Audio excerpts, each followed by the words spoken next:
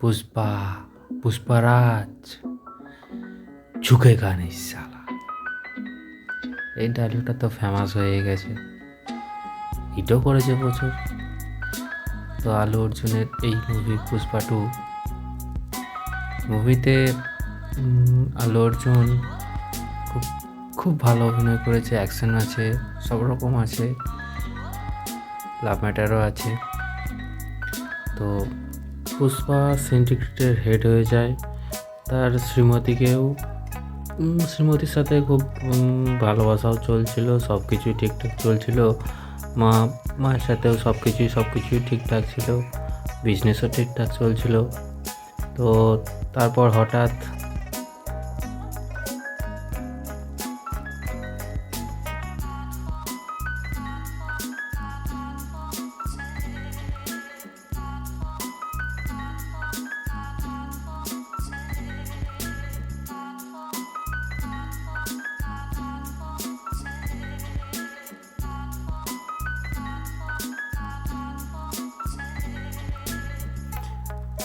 হঠাৎ শ্রীমতী চেয়ে বসলো যে রাজ্যের সিএমের সাথে একটা ফটো পুষ্পাকে তুলতে হবে। তার একটা ফটো চাই, সে ফটো মেন গেটের সামনে বড় করে টাঙাবে।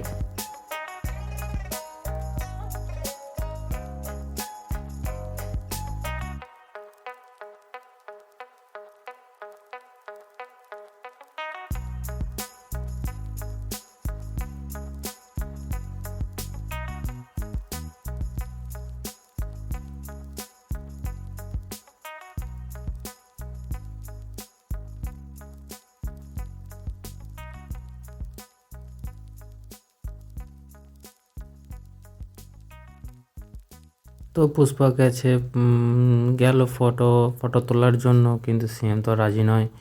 সেটা নিয়েই পুষ্পার ইগো হার্ট হয়ে যায়। তারপর নতুন এক স্টোরি শুরু হয়ে যায়। পুষ্পা পিএমের সাথে কথা বলে পিএমকে ঘুষ খাইয়ে সিএমকেই চেঞ্জ করে দেয়। তারপর পুষ্পা শ্রীমতীর প্রেগনেন্ট হওয়ার খবর পেল। খবর পাওয়ার পর পুষ্পা ভেঙে পড়ে। ভেঙে পড়লো তার কারণ পুষ্পার নিজেরই পরিচয় নেই। তো সে কাঁদতে কাঁদতে তার স্ত্রীকে বলল যে আমার নিজেরই কোনো পরিচয় নেই, আমার যদি কোনো বাচ্চা হয় আমি তাকে কি পরিচয় দেব? সেও কি আমার মতোই মানুষ হবে, আমার মতোই বড় হবে? তারপর তার সৎ দাদার মেয়ে অর্থাৎ পুষ্পার ভাইজি, তো পুষ্পার ভাইজি কিডন্যাপ হয়ে যায়, কিডন্যাপ করে নেয় কোনো কিছু গুন্ডারা। তো কিডন্যাপ করে নেওয়ার পরে সেই গুন্ডাদের সাথে মারপিট করতে পুষ্পাই যায়, অর্থাৎ উদ্ধার করতেই যায়। তো উদ্ধার করে নিয়ে এসেছিলো, ওটা সব থেকে একদম খুব ফাটাফাটি সিন, বিশাল অ্যাকশান সিন আছে। মা কালীর রূপ ধরে অ্যাকশান হবে। তো কিডন্যাপ করেছিল প্রধানমন্ত্রীর ভাইয়ের ছেলে, প্রধানমন্ত্রীর ভাইপো। তো ভাইজিকে কিডন্যাপ করার জন্য তাদের তো সবাই মুণ্ডচ্ছেদন করে দিয়েছে পুষ্পা। তারপর ভাইজিকে উদ্ধার করে নিয়ে আসার পর তার সৎ দাদা তাকে মেনে নেওয়ার পরে তাকে তার পরিচয় দেয় এবং তার ভাইজির বিবাহ অনুষ্ঠানে তাকে নিমন্ত্রণ করে পুষ্পাকে। এরপরে মুভি শেষ হয়। তো বন্ধুরা, মুভির রিভিউ যদি ভালো লেগে থাকে প্লিজ সাবস্ক্রাইব করবে,